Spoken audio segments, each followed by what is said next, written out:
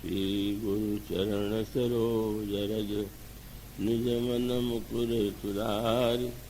वरणो रघुवर विमल यशो जो दायक फलचारि। सियावर रामचंद्र की जय। भद्र और अनंत वात्सल्यमयी जगज्जननी सीता जी की महती अनुकंपा से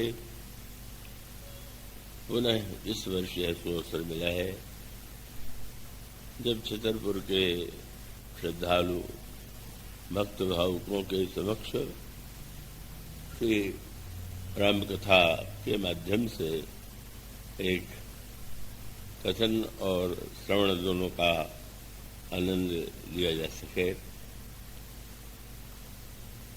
अभी श्री विनीत जी ने और आदरणीय श्रीनिवास जी ने जैसा कि एक सूचना दी, इस वर्ष को अमृत वर्ष के रूप में मनाने की योजना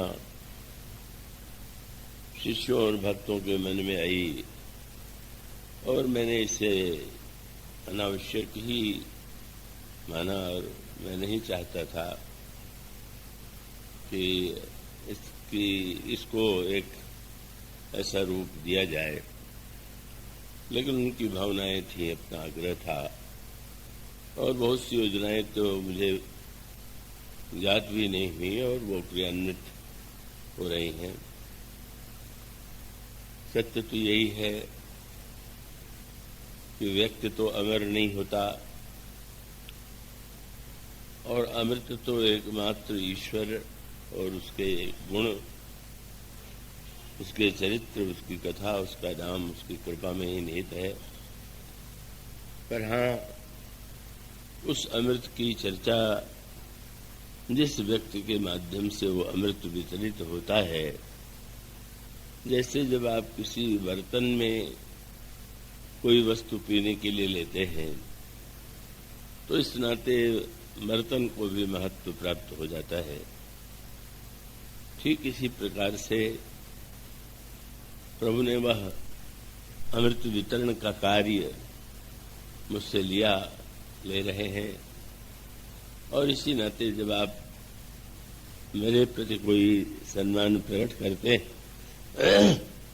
तो श्री राम कथा के प्रति ही सम्मान होता है।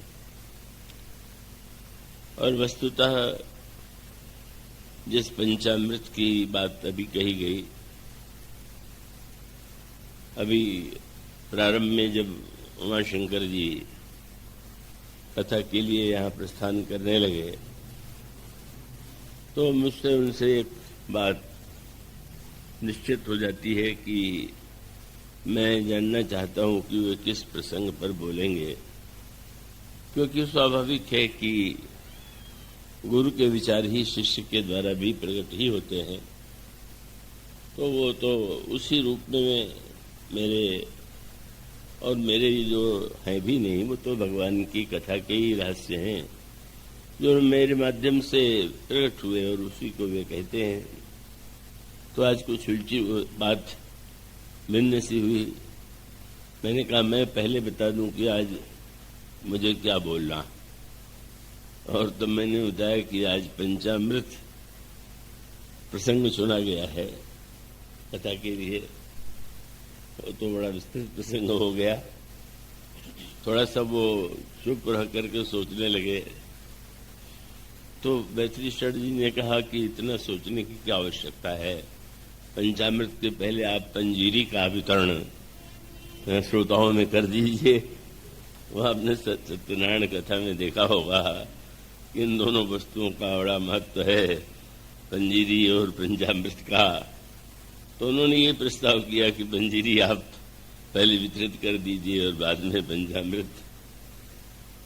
तो वस्तुतः ये तो काव्यात्मक विनोद है, इसमें रस है। और सबसे बड़ा विनोद तो अभी जबलपुर में हुआ, कार्यक्रम चल रहा था तो यहाँ का कार्ड सज्जन के पास पहुंचा तो उन्होंने मैथिली शरण जी से पूछा कि क्या इस वर्ष केवल उमाशंकर जी की ही कथा वहां है क्या? उनकी दृष्टि कुछ भिन्न कोई दोष के लिए नहीं, उसमें जो प्रपत्र उसमें था, जो निमंत्रण पत्र, उसमें श्री उमाशंकर जी की कथा इस तरह से शब्द था। तो कहने लगे कि क्या इस वर्ष उमाशंकर जी की कथा होगी? तो उन्होंने कहा कि नहीं, कथा तो प्रतिवर्ष की तरह दोनों की होगी। और उनको जो ऐसा भ्रम हुआ तो एक सज्जन ने, साहित्य का विनोद ही तो होता है, तो उन्होंने कहा कि उसमें मेरे लिए कि उनकी कथा का भी नहीं नाम लिया, उसमें जो है निमंत्रण पत्र, उसमें मेरे द्वारा कोई प्रवचन होगा ऐसा कोई वाक्य नहीं है, या मेरे माध्यम से कोई कथा होगी ऐसा वाक्य नहीं है। तो वो तो ये माना गया कि उसमें सब अमृत वर्ष इन माध्यमों से लोग समझ लेंगे, पर वो उसमें भी एक साहित्यिक सज्जन ने छतरपुर के प्रेमियों की रक्षा किया। उन्होंने तो कहा कि वहाँ जो पत्र, निमंत्रण पत्र जिन्होंने लिखा है ये तो उनकी बड़ी कमी है। तो उन्होंने तुरंत विनोद भरा एक उत्तर दिया कि उसको स्मरण कर लीजिए कि जब सूरदास जी से प्रश्न किया गया कि सबसे श्रेष्ठ कविता किसकी है, तो उन्होंने कहा मेरी है। तो आश्चर्य हुआ। और तब किसी ने पूछ दिया कि क्या तुलसीदास जी की कविता को श्रेष्ठ आप नहीं मानते? तो उन्होंने कहा कि उनकी कविता नहीं, वो तो मंत्र है। तो इसी प्रकार से उमाशंकर जी की कथा होगी और उनका अमृत होगा, इसलिए कथावाचक के रूप में नहीं लिखा गया। तो एक बात तो विनोद की ही है, पर उसका मूल मैंने जैसा कहा कि अमृत तो एकमात्र राम कथा है, श्री राम के गुणानुवाद है, और व्यक्ति तो उसका एक माध्यम मात्र है। उस माध्यम को आपने सम्मान दिया तो मुझे कहीं से भ्रम नहीं है कि वह सम्मान तो केवल राम कथा का ही। तो पंचामृत में सबसे पहले दो सूत्रों की ओर मैं आपका ध्यान आकृष्ट करूं। मनुष्य के जीवन में अनगिनत भय, और वो कुछ भय ऐसे हैं जो वर्तमान में होते हैं, और कुछ भय ऐसे होते हैं कि जिसकी आशंका उसके हृदय में भविष्य को लेकर के होती है। और भविष्य की आशंकाएं तो और भी अधिक कष्टदायी होती हैं, क्योंकि उसमें तो कल्पना ही होती है। पर ये जो भय के अनेक कारण हैं, उनमें जो सबसे बड़ा भय व्यक्ति के जीवन में स्पष्ट दिखाई देता है वह मृत्यु का भय। इसका तात्पर्य है कि रोग या अन्य जो कारण हैं दुख के, उनके विषय में तो एक कल्पना की जा सकती है, किसके जीवन में होगा, किसके जीवन में नहीं होगा। लेकिन ये जो मृत्यु के प्रति भय है, यह तो सर्वव्यापी है। अन्य दुख जो हैं वो अनिवार्य नहीं है कि प्रत्येक व्यक्ति को प्रत्येक दुख प्राप्त हो, पर मृत्यु की अनिवार्यता वह जीवन का एक ऐसा सत्य है कि जिसका कोई अन्य अपवाद नहीं है, दृष्टांत नहीं। और जब व्यक्ति के जीवन में भय होते हैं तो उनके वह प्रयत्न करता है कि उस भय की समस्या को, उसका समाधान वह कैसे ढूंढे। अब उस समाधान को आप अनगिनत रूपों में और विभिन्न क्षेत्रों के माध्यमों से जो अन्य भय हैं उनके ही नहीं, अपितु मृत्यु के भय को कैसे मिटाया जाए, इसके लिए प्रयत्न किया जाता रहा है। और सारी जो पौराणिक गाथाएं हैं आप असुरों के संबंध में एक सूत्र बार बार पाते हैं कि बड़े बड़े तपस्वी के रूप में दिखाई देने वाले जो असुर हैं, उनका जो सारा प्रयत्न होता था, वह प्रयत्न होता था कि हम मृत्यु पर कैसे विजय प्राप्त करें। और मृत्यु का अर्थ उनकी दृष्टि में शरीर की मृत्यु था। उसके लिए उन्होंने प्रयत्न किए। उन्हें ऐसा भ्रम भी हुआ कि उन्होंने इस भय को जीत लिया, उनकी मृत्यु नहीं होगी, पर उनकी भी मृत्यु हुई। यह जो शरीर का क्षरण है, शरीर शब्द का अर्थ आप जानते ही होंगे। शरीर का अर्थ है प्रतिक्षणम सीरियते इति शरीरा। जो हर क्षण जिसका हो रहा है, पुराना पड़ रहा है, घट रहा है, उसका नाम शरीर है। तो जो आसुरी वृत्ति है, उन्होंने यह मान लिया कि शरीर ही सब कुछ है और शरीर को अमर बनाने में ही जीवन की सबसे बड़ी उपलब्धि है।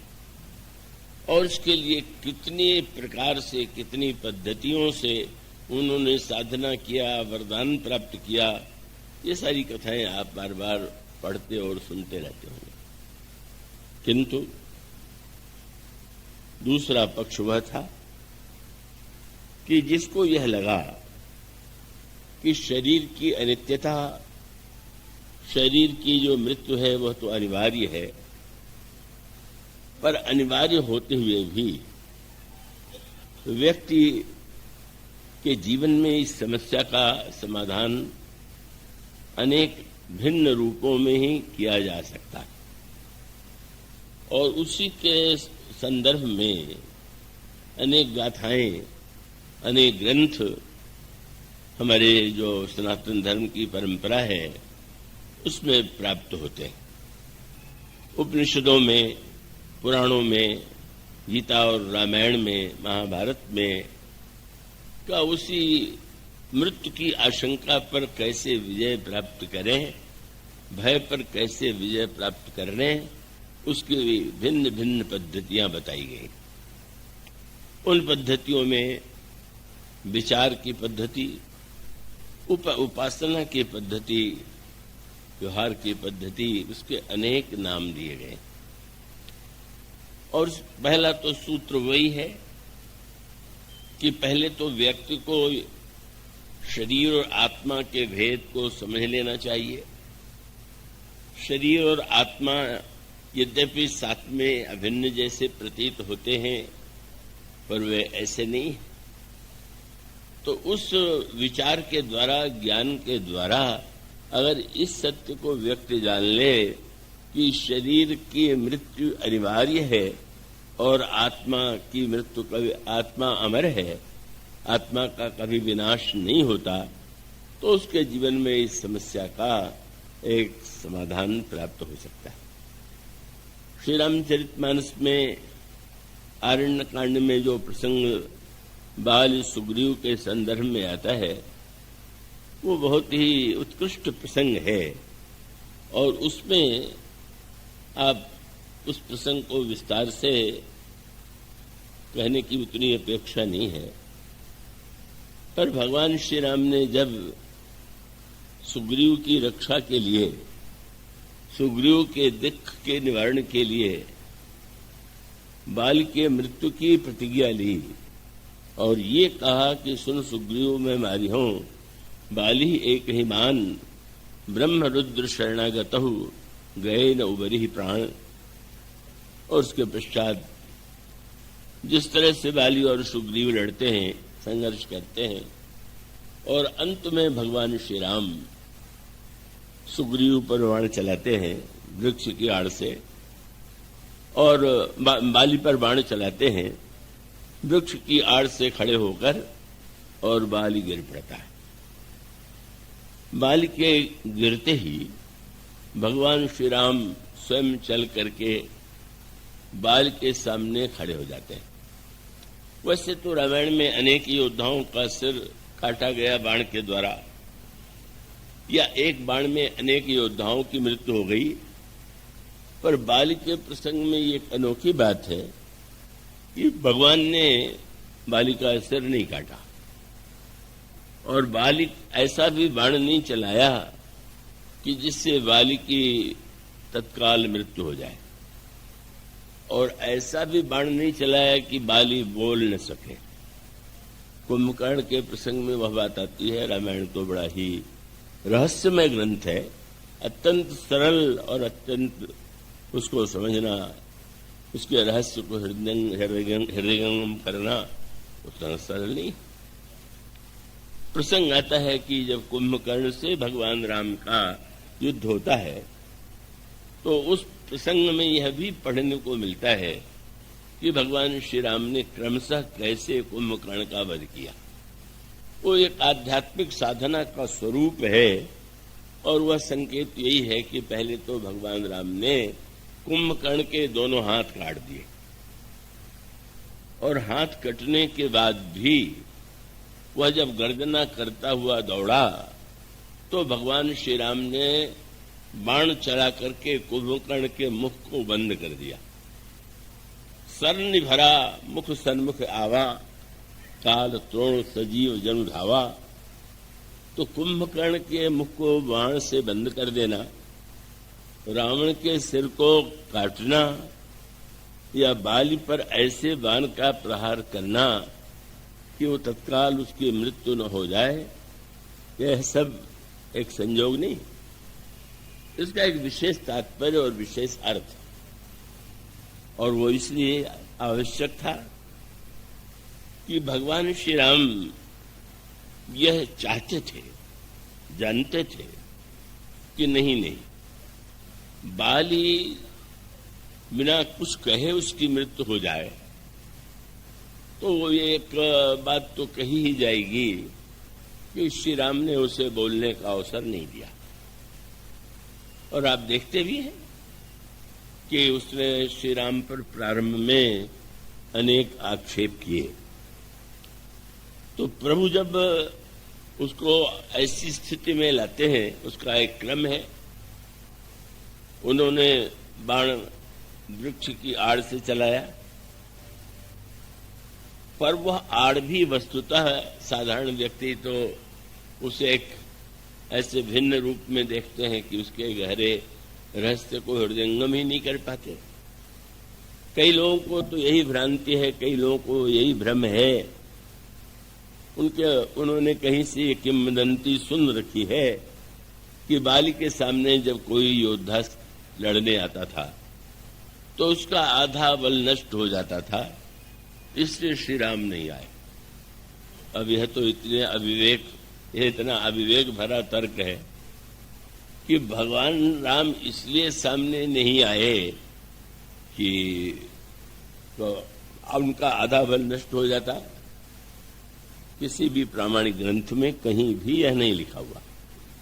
एक बात प्रचलित हो गई और लोगों को समझाने के लिए वो लोगों को बड़ा सीधा सा लगा कि इसलिए नहीं आए, पर उसके अंतरंग अर्थ पर यदि विचार करके देखें और उस संवाद में प्रभु ने जो संकेत किए वो बड़े महत्वपूर्ण हैं, और उसको आप उस दृष्टि से विचार करके देखिए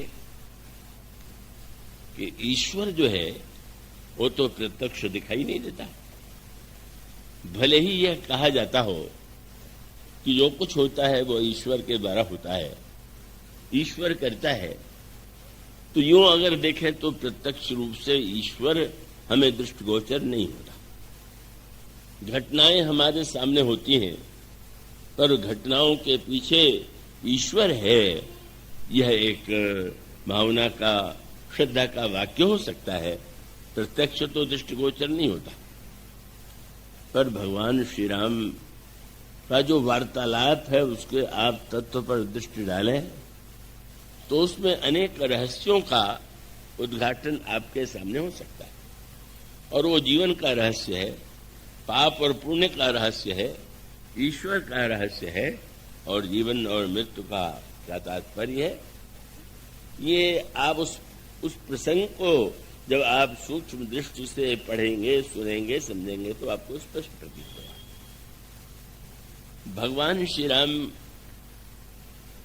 जब बाली के सामने जाकर खड़े हो जाते हैं तो बाली ने उन्हें देखा और बाली ने भगवान से जब वार्तालाप का प्रारंभ किया तो विनम्रता से नहीं किया, उसने प्रश्न भगवान से किए। और यही तो महत्व की बात है। अगर वो प्रश्न न करता, अगर भगवान की स्तुति करने लग जाता तो ठीक है, यही माना जाता कि मृत्यु के समय भगवान की उसने स्तुति करके अपनी श्रद्धा का निवेदन किया। पर बाली के प्रश्न का तात्पर्य था, बाली ही नहीं, अनेक लोगों के हृदय में, मस्तिष्क में जो प्रश्न उठ सकते थे वे प्रश्न बाली के द्वारा व्यक्त हुए और भगवान ने उसका सूत्रात्मक समाधान दिया। और उसमें क्रम आप देखेंगे, पहला भगवान राम से उसने निवेदन किया, धर्म हेतु अवतर्यो गोसाई, मार्यो मोहि व्याधि की नहीं। बाली ने कहा, मैंने यह सुना पढ़ा है कि ईश्वर का अवतार धर्म की रक्षा के लिए होता है और छिप कर में करके मारना यह तो अधर्म है, ऐसा कार्य तो व्याध करता है। तो आप यह बताइए कि आपने मुझे छिप करके क्यों मारा। पर वहीं नहीं रुक गया, पर उन्होंने सोचा बाली जितने प्रश्न करना चाहता है कर ले पहले, तब मैं कुछ बोलूं। चुप देख करके उसको लगा कि शायद मेरे प्रश्न का उत्तर इनके पास नहीं, तो उसने तत्काल दूसरा प्रश्न कर दिया कि मैं बैरी सुग्रीव प्यारा, कारण कौन ना तुम्हें मारा। सारे शास्त्रों का कथन है कि ईश्वर जो है वो सम है, किसी के प्रति उसका पक्षपात और विरोध नहीं होता।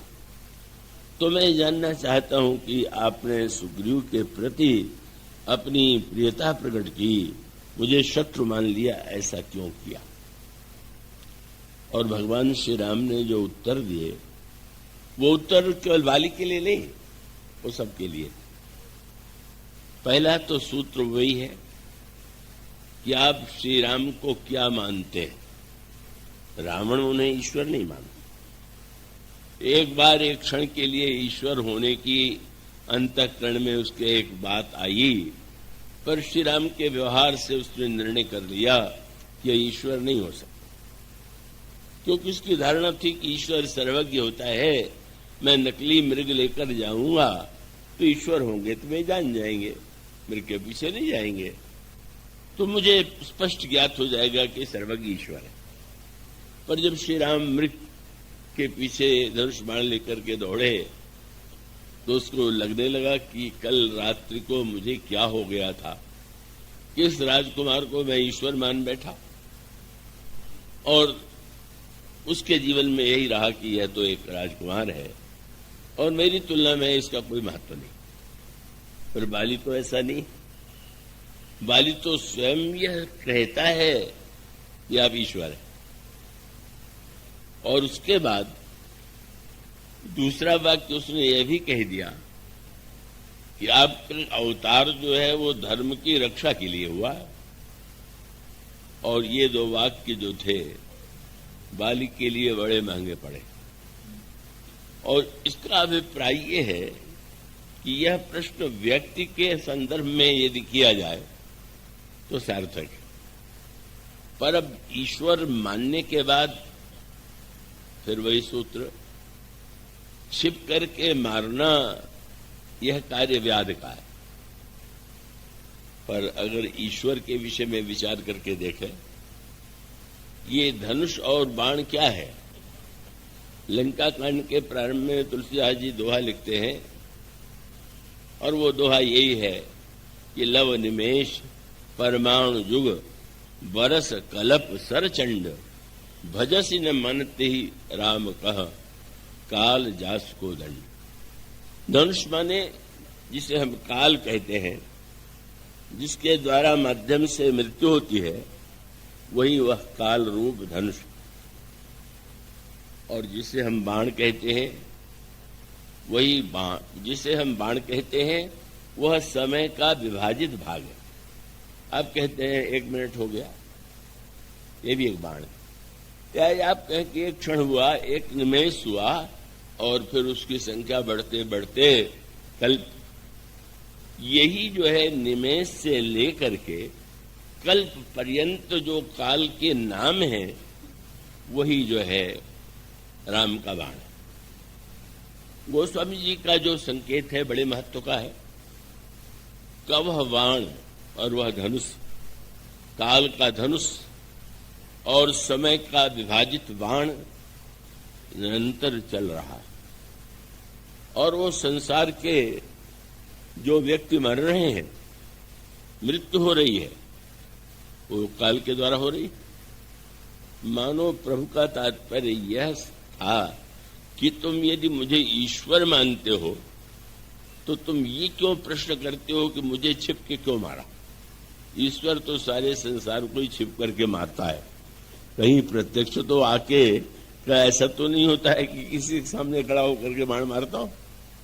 वो तो चल रहा है बाण, और वो कब किसको लगेगा और किस समय लगेगा इसका कोई ठिकाना नहीं। तो मानो श्री राम का तात्पर्य था कि तुम स्वयं जिस मान्यता को मानते हो, अगर वही मान्यता तुम्हारी है तो प्रश्न तुम्हारा सही नहीं। अगर तुम मनुष्य मुझे मानते हो, राजकुमार मानते हो, तो तुम्हारा प्रश्न सार्थक हो सकता है। और इसका अभिप्राय यह है कि ईश्वर जो है, उसका जो बाण चल रहा है वो सर्वदा वृक्ष की आड़ से ही चल रहा। और अब जानते हैं आप कि वो वृक्ष कौन सा है? विनय पत्रिका को आप पढ़िए तो विनय पत्रिका में गोस्वामी जी ने कहा कि संसार एक वन है, संसार कांतार अति घोर गंभीर वन, गहन तरु कर्म संकुल मुरारी। संसार मानो एक वन के समान है, और यह जो वृक्ष है वही व्यक्ति के नाना प्रकार के कर्म, कर्म के वृक्ष से बना हुआ यह संसार, जिसमें काल का धनुष और बाण चल रहा है, वो ईश्वर सामने नहीं होता है, वह तो व्यक्ति के कर्म की आड़ में ही छिपा हुआ होता है। इसलिए कर्म शुभाशुभ दे, जो अशुभ अशुभ कर्म फल दाता का करके, मनुष्य का अभिप्राय ये है कि सृष्टि का संचालन, नियमन, दंड, ये सब का सब काल के माध्यम से और कर्म के माध्यम से ही होता है। कि कर्म प्रधान विश्व करि रखा, जो जस करई सो तस फल चाखा। इसलिए बड़ी स्वाभाविक सी बात है, एक व्यक्ति किसी की हत्या कर दे तो उसे न्यायालय में प्राणदंड दिया जाए, और ईश्वर के द्वारा लाखों की मृत्यु हो रही है, पर वो क्या किसी न्यायालय में उस पर मुकदमा चलाया जा सकता है कि तुम किस आधार पर इतने व्यक्तियों को मार देते हो? कभी तो बड़ी भीषण दुर्घटनाएं हो जाती हैं, और जब दुर्घटनाएं हो जाती हैं तो कहीं व्यक्तिगत परख होती हैं, कहीं प्रकृति के द्वारा हो जाती हैं। और उसका मूल तात्पर्य है कि सृष्टि में जो मृत्यु का रहस्य है, कर्म का रहस्य है, अगर हम जीवन के रहस्य को समझना चाहते हैं तो हमें स्पष्ट समझना होगा कि ईश्वर प्रत्यक्ष हुए बिना भी, सामने आए बिना भी, तब व्यक्ति अपने कर्म का परिणाम काल के माध्यम से पा रहा। और इसलिए मानो भगवान का तात्पर्य यह था कि यदि तुम्हें यह विश्वास है कि मैं ईश्वर हूं, तो फिर ऐसी स्थिति में तुम्हें तो इस प्रश्न का अधिकार ही नहीं। और इसीलिए आगे चल करके आप देखेंगे भक्तों ने इसको लेकर के बड़ी कविता और दार्शनिक भाषा का प्रयोग किया। नारद जी ने भगवान राम से जब प्रार्थना किया कि महाराज आपके अनेक नाम हैं, पर अनेक नामों में चाहता हूं कि राम नाम सबसे बड़ा हो जाए, तो प्रभु ने नारद जी की ओर देखा, लोग तो बड़ा बुरा मानेंगे, राम नाम सबसे बड़ा है। तो उनका महाराज बड़ा मैं बना रहा हूं, कोई राजा के रूप में नहीं, तब राम सकल नामन ते अधिका हो नाथ अघ खग गन बधिका। आपका राम नाम सबसे बड़ा व्याध बन जाए, बहलिया बन जाए पापों को मारने के लिए। और उसका सूत्रात्मक तात्पर्य है कि हम उलाहना किस ईश्वर को दें, वस्तुतः हम तो अपने ही कर्म का परिणाम अपना है। जिस सृष्टि का जो मूल संचालन काल कर्म के द्वारा है, काल कर्म बस हो गोसाई, इसकी ओर संकेत प्रभु ने बाली को दिया। और बाली ने दूसरा प्रश्न कर दिया कि आप धर्म की रक्षा के लिए आए हैं। तो प्रभु ने कहा तब तो तुमने स्वयं अपने लिए दंड की तुम्हें जो दंड दिया गया उसका सिद्ध कर दिया, सही दंड दिया गया। क्यों? तुम कहते हो कि मैं धर्म की रक्षा के लिए आया और तुम्हारा आचरण धर्म के विरुद्ध है। तो अगर इसी काम के लिए मैं आया हूं और वो काम तुम कर रहे हो तो नहीं दंड दूंगा तो अपने जो तुम हमको पद दे रहे हो उसके विरुद्ध होगा।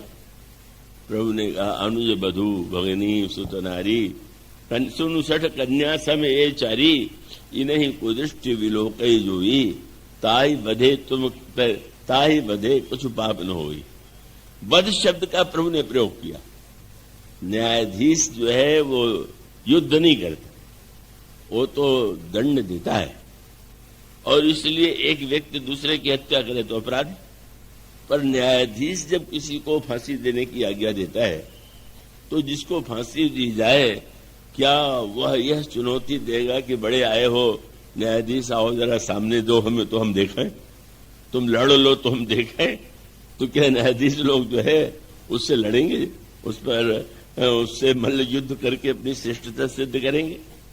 मानो ईश्वर के संदर्भ में बार बार व्यक्ति उलाहना देता है।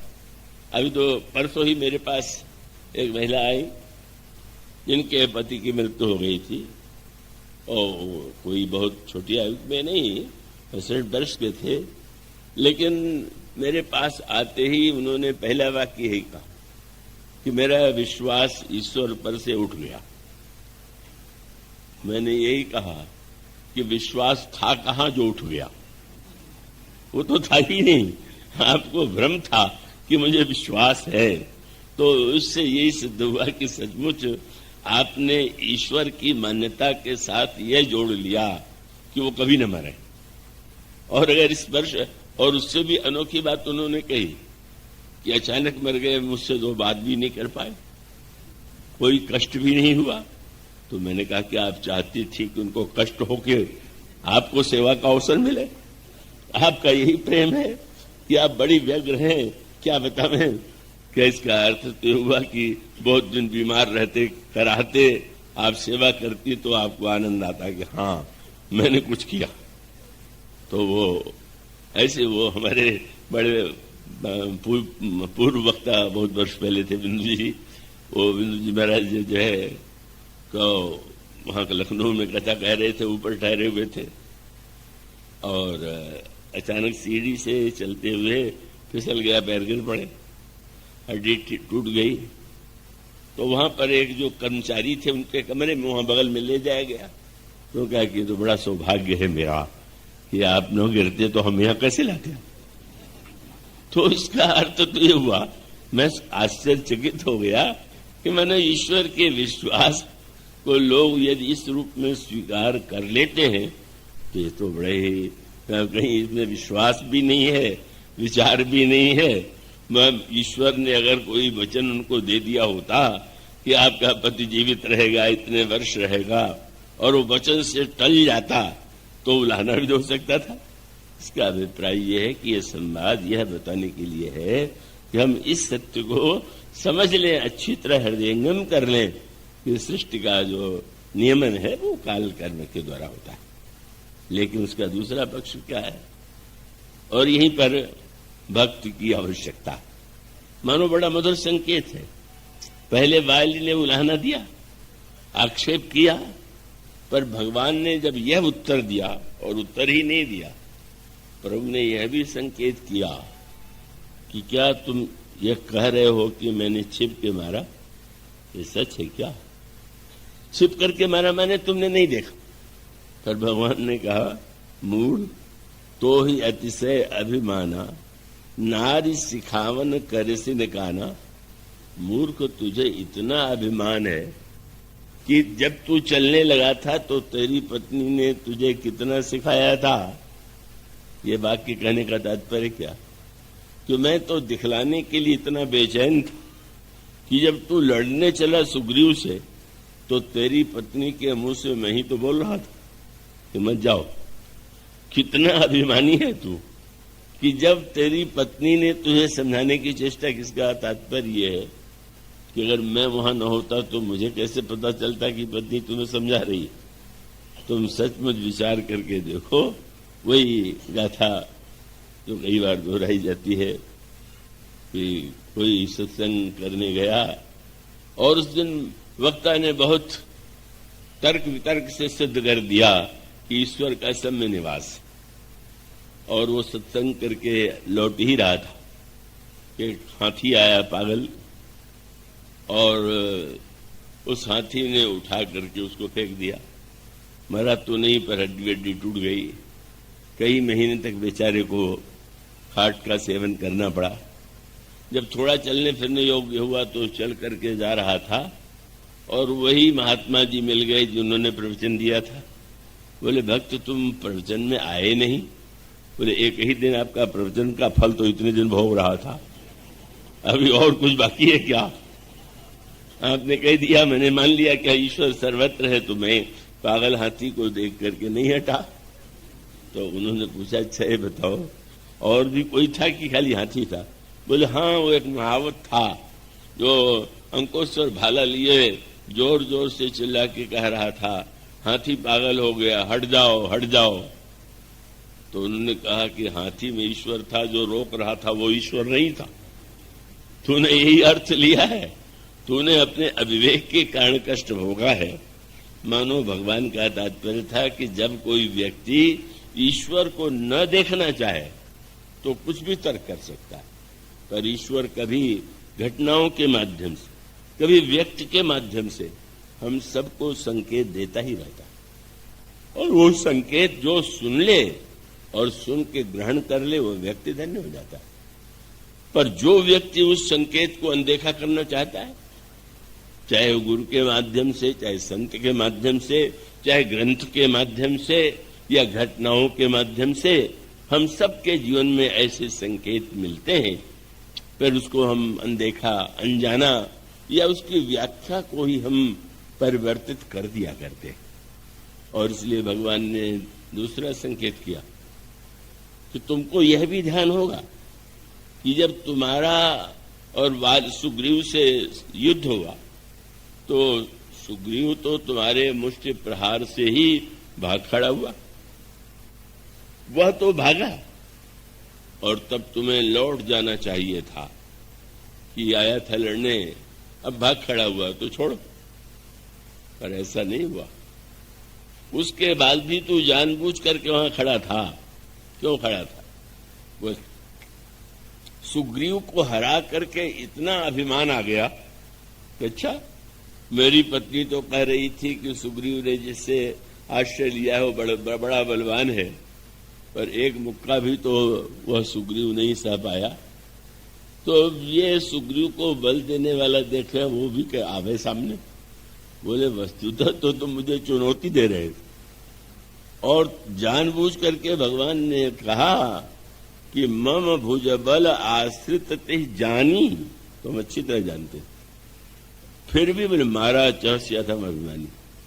और तुमको ये भी याद होगा कि तुम्हारे संकेत के लिए मैंने पहली बार बाण नहीं चलाया और बाद में सुग्रीव के गले में मैंने माला डाल दी। तो तुम देखना चाहते तो इतनी बार मैंने दिखलाने की चेष्टा किया, संकेत करने की चेष्टा किया, पर तुम अभिमान में इतने अंधे हो रहे थे, उन संकेतों को देख करके भी अनदेखा कर रहे थे, नहीं ग्रहण करना चाहते थे। और तब बाली को अपनी भूल का ज्ञान हो गया। आज भी जो लोग प्रश्न करते हैं कि भगवान ने बाली को छिपकी क्यों मारा, तो मुझे थोड़ा आश्चर्य होता है कैसे आश्चर्य! प्रश्न करने वाले अगर उसको गहराई से सोचें तो समझ सकते हैं कि वो संवाद कितना गहरे रहस्यों वाला है। और ये भी मैं देखता हूं कि बाली का समाधान हुआ, पर इन श्रोताओं का समाधान नहीं हुआ। और बाली ने उसको समझ लिया, और तब बाली ने एक दूसरा आश्रय लिया।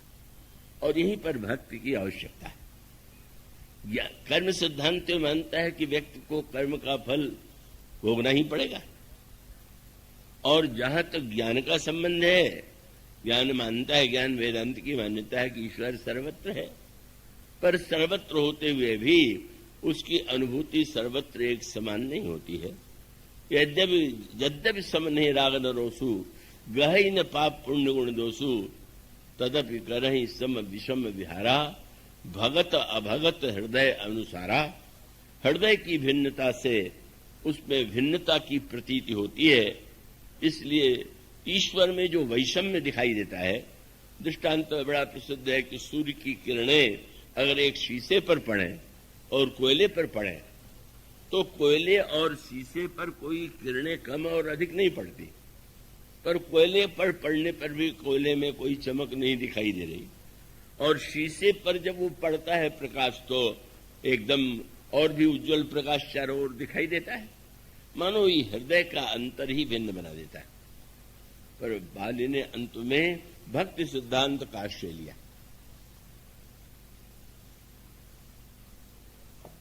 कि प्रभु, मैंने तर्क वितर्क के द्वारा आपको परास्त करना चाहा, पर मैं स्वीकार करता हूं, आपके समान मेरी चतुराई कैसे चल सकती है। सुनहु राम स्वामी सन चलन चातुरी मोर। पर प्रश्न यही था कि भक्त तो कहते हैं शरणागति में कि भगवान के सामने जाते ही पाप नष्ट हो जाते हैं। सन्मुख हो जियो मोहि जबहि, जन्म कोटि अगर नासहि तबहि। प्रभु, आप मेरे सामने हैं, और फिर भी मैं जानना चाहता हूं कि अब भी क्या मेरे पाप बने हुए हैं। और तब जहां भक्ति का आश्रय माने, न्यायालय में आप खड़े होंगे तो न्याय मिलेगा, और जब आप न्यायालय से अलग होकर के दया की बात करें, भौतिक राज्यों में भी तो ये होता है, दंड देने के बाद राष्ट्रपति के पास दया की प्रार्थना की जाती है, तो न्यायालय में तो संविधान की जो धाराएं हैं उसके अनुकूल ही आपको न्यायालय निर्णय देगा। पर जब कोई कृपा की बात करता है, दया की बात करता है, तो उसका संबंध तो मानो यही है कि वो अपनी भूल को, अपराध को स्वीकार करके क्षमा याचना कर रहा है। और ईश्वर के समक्ष तो भक्ति शास्त्र की यही मान्यता है। और बाली ने उसी का आश्रय लेकर के कहा, सुनो राम स्वामी सन चलन चातुरी मोर, प्रभु अजहू मैं पापी अंत काल गति तोर। प्रभु ने सुना, सुनते ही होठों पर हंसी आ गई, बाल के सिर पर हाथ रख दिया और कहा, अचल करऊं तन रखो प्राण। तुम, मैं चाहता हूं तुम जीवित रहो, तुम्हारे शरीर को मैं अचल बना दूं। लेकिन बाली ने इतनी ऊंची स्थिति अंतिम क्षणों में प्राप्त कर लिया। बड़ी अद्भुत बात है। अगर किसी व्यक्ति से ईश्वर कहे तुम अमर, हम तुम्हें अमर बना दें, तो वो तो बस मगन हो जाएगा कि इससे बढ़ के क्या वस्तु होगी। पर भगवान ने जब बाली से कहा तो बाली ने कहा कि प्रभु, आपकी दया तो हो गई, पर लगता है कि आप अभी पूरी तरह मुझ पर प्रसन्न नहीं। क्यों? शब्द का आपने कहा था कि मैं अभिमानी हूं, तो अभिमानी हूं इसलिए आपने मेरा अपराध भी सिद्ध कर दिया। लेकिन प्रभु, जब आपने यह कहा तो इसका अर्थ है कि आपको शायद यह लगा कि इसका शरीर में ही महत्व, इसके जीवन में शरीर सबसे महत्वपूर्ण है और इसके लिए शरीर की अमरता ही सब कुछ है। इसीलिए तो मुझे जान अति अभिमान बस, प्रभु कहु राखो शरीर ही। ठीक है, शरीर में मेरी ममता थी, शरीर के नाते अनेक दोष थे, लेकिन प्रभु, जैसे कोई कांटे की बाढ़ हो तो उसको काट करके अच्छे वृक्ष की रक्षा करने के लिए चारों ओर लगा दिया जाता है, लेकिन अगर कोई कांटे की रक्षा करने के लिए आम के वृक्ष के डालियों को काट करके चारों ओर बाड़ बना दे तो उसे क्या कहा जाएगा? बाली ने ही कहा, महाराज वो ठीक है, शरीर का महत्व है, लेकिन शरीर का महत्व होते हुए भी अस कौन सठ हठ काट सुरतरु बारी करी ही बबूल ही। शरीर तो बबूल की तरह है, बबूल का भी उपयोग है, लेकिन इतना उपयोगी बबूल नहीं है कि कल वृक्ष को काट करके बाड़े लगाया जाए। मैं कैसे ऐसे भूल कर सकता हूं कि आप सामने खड़े हैं और मैं कहूं कि शरीर हमारा न मिटे, मैं न मरूं। मानो यही वाली की सबसे महानता उन अंतिम क्षणों में प्रकट हुई जब उसने शरीर के अमर होने का वरदान स्वीकार नहीं किया।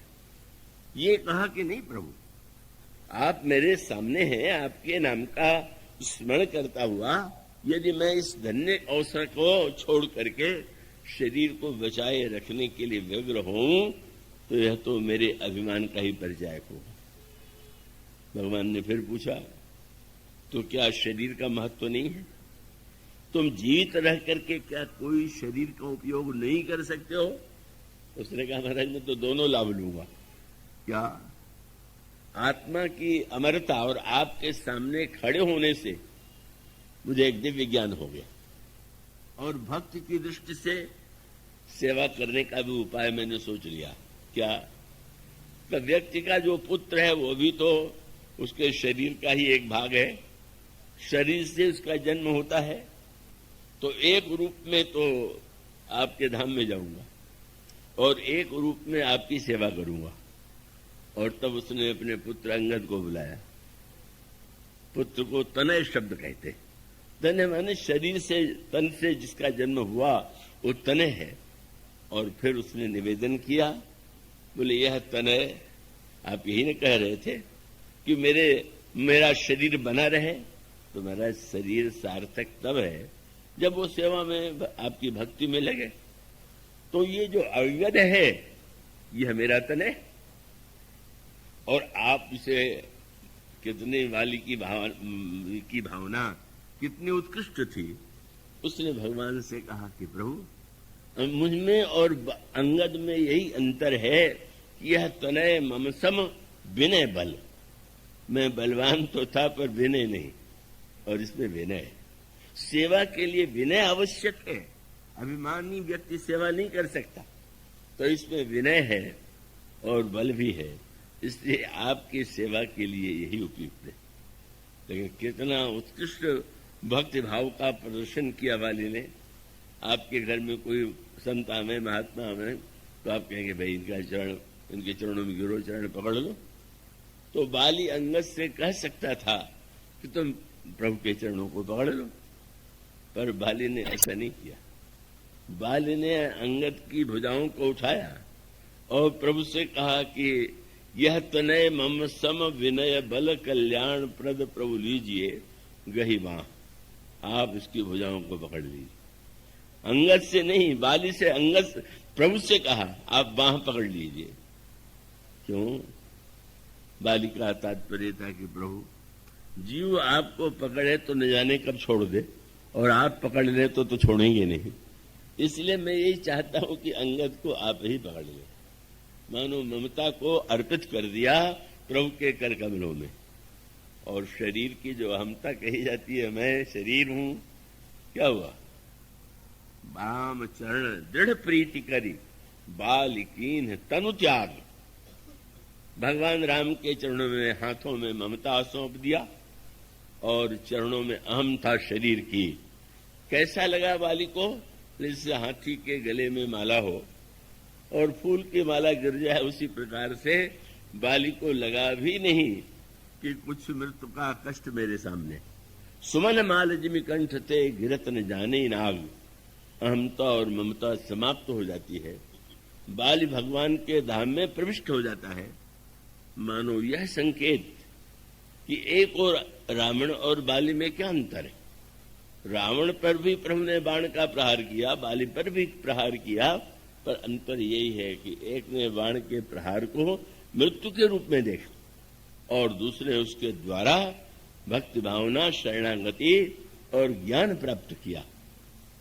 मानो यह जो भगवान का और वाली का संवाद, और उसके बाद फिर बात आती है, तारा विलाप करने लगी और तारा ने विलाप करना प्रारंभ किया।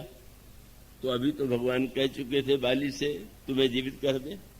तारा रोने लगी तो कहते अच्छा अच्छा तुम कहती तो फिर से जीवित कर देते। लेकिन जब तारा रोने लगी तो भगवान ने पूछा, तारा तुम किसके लिए रो रही हो? किसके लिए? पति के लिए। कौन है तुम्हारा पति? शरीर की आत्मा। अगर शरीर तुम्हारा पति है तो सामने तो शरीर है, ले जाओ। और भगवान ने कहा कि अगर तुम आत्मा के लिए रो रही हो तो क्षिति जल पावक गगन समीरा, पंच रचित अति अधम शरीरा, प्रगट सु तन तव आगे सोवा। और जीव नित्य के ही लगी तुम रोवा। जीव तो नित्य है, किसके लिए तुम रो रही हो? कितना बढ़िया लाभ हुआ। कई लोग कहते हैं तुलसीदास जी ने मुर्दे को जीवित कर दिया। आशा करते हैं कि और भी जो संत हों मुर्दों को जीवित करें। मैंने पूछा तुलसीदास जी ने कितने मुर्दों को जीवित किया था? एक को जीवित करने का मानो भगवान की कृपा का आश्रय से एक ऐसा चमत्कार भी व्यक्त हुआ, पर वह तो परम उपलब्धि नहीं है। मानो ज्ञान जब उत्पन्न हो गया, उपजा ज्ञान चरण तब लागी, लीने परम भगति पर मांगी। का मानो उसका ज्ञान दूर हो गया और भगवान की मंगलमयी भक्ति मांग करके वह धन्य हो जाती है। और इसका अभिप्राय यह है कि अगर एक बार व्यक्ति शरीर और आत्मा के अंतर को समझ ले और उन दोनों की परिणति को समझ ले तो वो उस भय से मुक्त हो सकता है जिस भय से संसार के समस्त जीव संत्रस्त हैं। पर असुरों की समस्या यही है कि निरंतर वो उस अमरता को शरीर से जोड़ करके जब शरीर को इतना महत्व दें कि कंस ने अपनी बहन देवकी का सिर भी काटने का प्रयास किया, तो कितना व्यक्ति निर्दय हो जाता है अपने शरीर और शरीर के ममत्व के कारण। इसका संकेत ही वस्तुतः कंस का चरित्र है। इसलिए मानो भगवत कथा में कथा की तुलना अमृत से की गई। कथा के लिए अमृत पूछा गया, पांचों अमृत में से पहला अमृत कौन सा होगा? तो पहला अमृत तो भगवान की कथा ही है। और नाथ समान तवानन सशिश्रवत, कथा सुधा रघुवीर, श्रवण पुटन मन पान करी, नहीं अघात मत धीर। पार्वती जी से शंकर जी ने पूछा, कथा में तुम्हें कैसा आनंद आया? बोले आपके मुखचंद्र से जो कथा का अमृत निकला, उस अमृत का पान करते हुए तृप्त नहीं हो रही है, मैं उस अमृत का पान करके धन्य हो रही। और जब विपरीत परिस्थितियों में जनक नंदिनी सीता लंका में निराश हो रही, शरीर का त्याग करने की भी व्यग्रता उनके हृदय में आ गई। और उसमें आप पाते हैं जब त्रिजटा ने उन्हें आश्वासन दिया पर त्रिजटा भी चली गई। एक बार श्री किशोरी जी को इतनी व्याकुलता हुई कि उन्होंने यही कहा कि मैं यही चाहती हूं कि तुम लकड़ी ला दो, अग्नि ला दो, मैं शरीर छोड़ दूं। प्रभु का वियोग सही नहीं होता। इस दुष्ट रावण के वाक्य सुनने पड़े, इससे अच्छा है कि मैं शरीर का त्याग कर दूं। और तब त्रिजटा ने बड़ी चतुराई भरे वाक्य का प्रयोग किया, निशिन अनल मिलु सुन सुकुमारी, सुकुमारी राजकुमारी, रात्रि में अग्नि में मत मिलो। बहुत बड़ा संकेत। रात्रि को देख करके ये तुमने क्यों मान लिया कि प्रकाश नहीं होगा? तुम सूर्य कुल के पुत्र वधु हो, तुम उनके पुत्र उनकी पत्नी हो कि जो वस्तुतः साक्षात अनंत ब्रह्मांड के नायक परम परमात्मा ईश्वर हैं। क्या आपको ऐसा निराश होना चाहिए कि आप शरीर का त्याग करने के लिए प्रस्तुत हो जाती हैं? और तब चले जाने के बाद फिर एक बार निराशा घेर लेती। और हनुमान जी अशोक वृक्ष पर बैठे हुए सारा दृश्य देख रहे हैं। और तब उन्होंने उनका दुख मिटाने के लिए क्या किया? एक तो प्रभु के नाम की मुद्रिका ऊपर से कभी कर हृदय विचार दीन मुद्रिका डाली तब।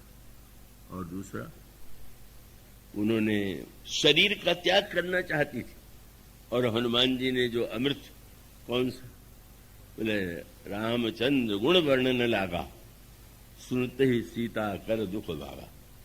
जब प्रभु की कथा सुनाने लगे हनुमान जी और वो भगवान के गुणों की चर्चा करने लगे तो उनका सारा दुख दूर हो गया।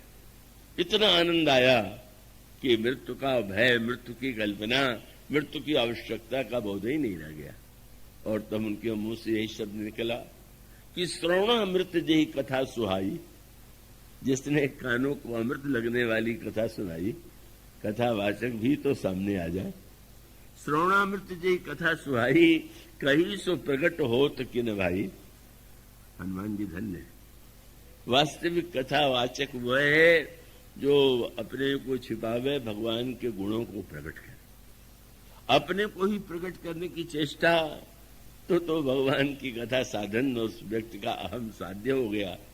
हनुमान जी ने सुना डाला, दिखाई नहीं पड़े, पर मां ने जब कहा कि इतनी अमृतमयी कथा जिससे सुनाई उसको भी तो मैं देखना चाहती हूँ, धन्यवाद देना चाहती हूँ, उसको अपने उसके प्रति कृतज्ञता प्रकट करना चाहती हूँ।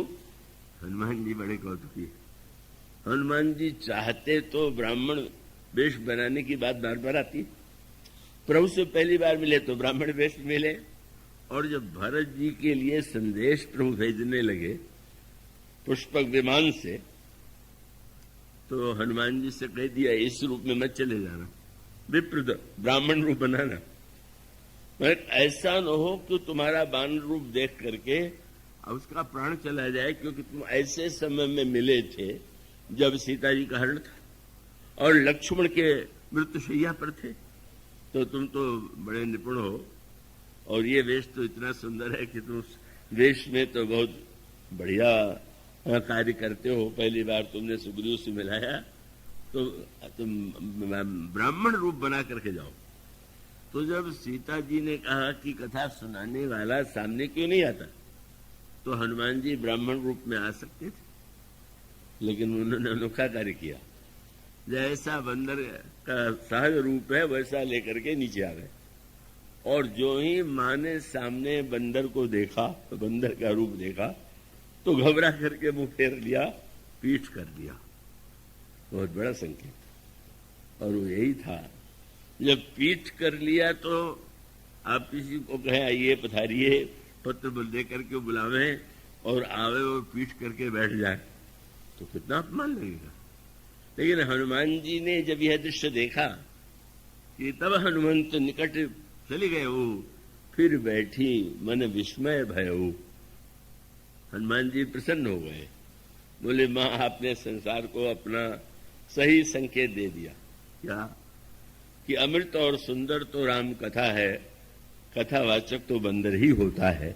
इसलिए आपने वक्ता को नहीं देख करके यही संकेत किया कि वस्तुतः प्रभु की कथा, और वो माँ तो मुख से करती ही सामने है। मानो यह श्री राम की कथा अनगिनत रूपों में हमारे दुख, हमारे मृत्यु के भय, हमारी आशंकाओं को दूर करने वाली। और यह कथा इतने रूपों में, हनुमान जी महाराज बहुत बड़े योद्धा थे, बड़े योद्धाओं को मारा ये उतना महत्वपूर्ण नहीं है जितना हनुमान जी ने भगवत कथा के द्वारा कितने लोगों का परम कल्याण करके, किसी के जीवन में वैराग्य, किसी के हृदय में कृपा, किसी के हृदय में विश्वास, किसी के हृदय में नाम। मानो यह जो प्रभु की मंगलमयी अमृतमयी कथा है, ये हमें अनेक अनेक दुखों से मुक्त करती है, भय से मुक्त करती है। वह शरीर के संदर्भ में अमरता को महत्व न दे करके वह तो महत्व देती है कि जो प्रभु का चरित्र है, प्रभु का गुण है, प्रभु की कथा है, उसके अमृत का हम पान करें, हम धन्य हो जाए। और याद रखिए, रामायण का में दो प्रकार का अमृत है। एक अमृत है जो पीने योग्य है, और दूसरा अमृत वह है जो सुखाने योग्य है। ये भी बड़ी अनोखी बात। रावण नहीं मर रहा था, प्रभु ने विष्णु से पूछा क्यों नहीं मर रहा है तुम्हारा भाई? बोले नाभि कुंड पीयूष बसिया के, नाथ जियत रावण बल ताके। महाराज, इसके नाभि में अमृत कुंड है याद रखिए। रावण के नाभि के अमृत कुंड को सुखाना है और भगवान की कथा के अमृत को पीना है। रावण की कथा का नाभि कुंड का जो अमृत है वह केवल शरीर को बार बार जीवित करता है, मरने नहीं देता। और प्रार्थना करते हैं भीषण जी कि आप इस अमृत कुंड को सुखा दीजिए। तो वस्तुतः प्रभु की मंगलमयी कथा ही वास्तविक अमृत है। तो पंचामृत में आप लोगों ने कथा के स्थान पर जब वक्ता को इतना सम्मान दे दिया, वो दीपक और वो घट कलश के द्वारा 75 और आरती के द्वारा 75, तो मैंने सोचा कहीं मालाओं के द्वारा भी 75 का संख्या पूरी की जाएगी, तब तो फिर बहुत बड़ा संकट उपस्थित हो जाएगा। तो चलिए, आप लोगों का प्रेम, ये तो आपका भाव है, तथा ही अमृत है। और उसका अमृतत्व क्या है, किन किन रूपों में हमारे जीवन को धन्य बनाती है, और अमृत के जो अन्य अनेक रूप हैं उसकी चर्चा कल से प्रारंभ की जाएगी। बोलिए सियावर।